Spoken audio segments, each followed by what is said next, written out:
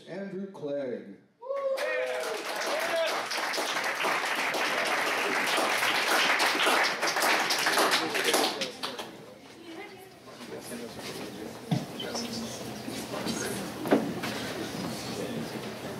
Hello. Hi. This story is called Howard Wants to Leave.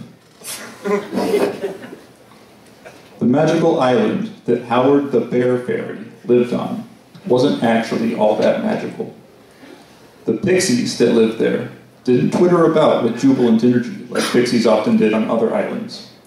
They flew in a straight line, taking the shortest and least fun path to the destination.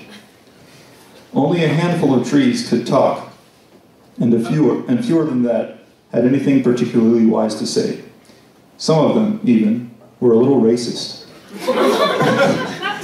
The mushrooms that grew in the caves barely glowed with magical energy, even on moonless nights, and when they were eaten, they produced only hallucinations of old warm milkshakes.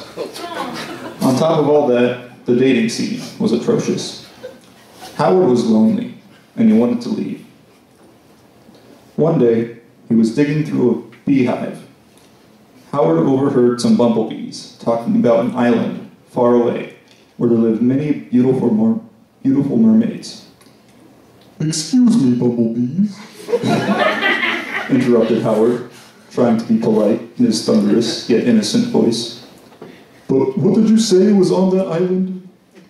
Talking bumblebees are slightly more interested in self-preservation than regular bumblebees, and are therefore much more conservative with their stingers.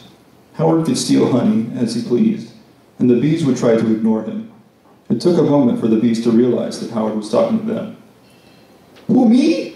Well, it's full to the brim of magical flowers to harvest pollen from," exclaimed one of the bees, in a voice akin to a very, very small combustion engine.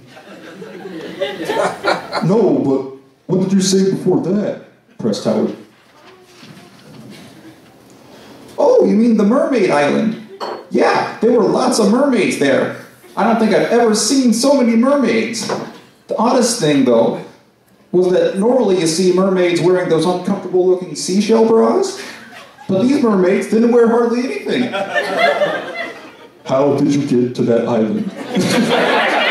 asked Howard, a bit too urgently. "We, flew," said the bumblebee, who knew full well that bear fairies couldn't fly and didn't wish to offend.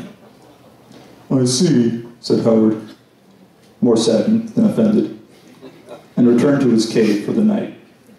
He dreamt of mermaids. The following morning, with renewed determination, he left his cave, scratched his large honey-filled bear belly, fluttered his translucent, bug-like little wings, and traveled into the deep forest to ask the trees for advice. He eventually arrived at a group of 3 trees who appeared to be in the middle of heated discussion. "Excuse me." The trees halted their chatter and turned their attention toward Howard, although it was hard to tell. They had no facial features. "Hi," said Howard meekly. How do I get to Mermaid Island?" "That's a good question," said the elm tree. "Tell me, Mr. Bear Fairy, can you fly?" Howard's tiny wings trembled self-consciously. "No," he said. "I'm too big and my wings are too small." "I see," said the elm.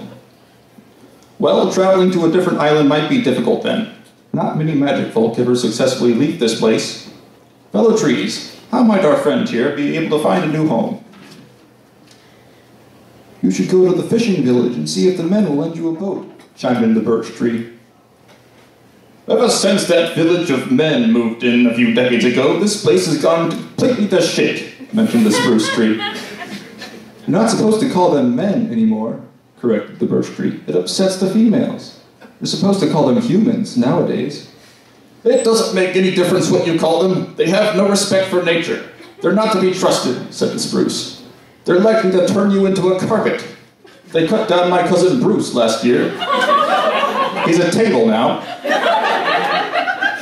They like to furnish their little dwellings with us forest folk, those sweaty little devils.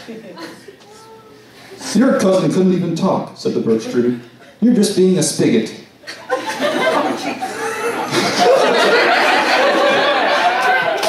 Fuck you, Stephen, I'll rip your scrawny little branches out, threatened the spruce. Gentle trees, please, demanded the elm. The trees were silent, but had they eyes, they would be glaring at each other. I'm sorry, Mr. Bear Fairy, but it seems there's no safe way off the island that we know of. Howard walked through the forest on his way back to the cave, his wings drooping with disappointment. Will I be stuck here forever? He asked himself. Howard considered his surroundings. A short distance away, an elf child was peeing on a patch of flowers. The flowers were begging him to stop. Any place is better than here, said Howard. I'm gonna go ask the humans for help. To Howard, there were worse things than being a carpet.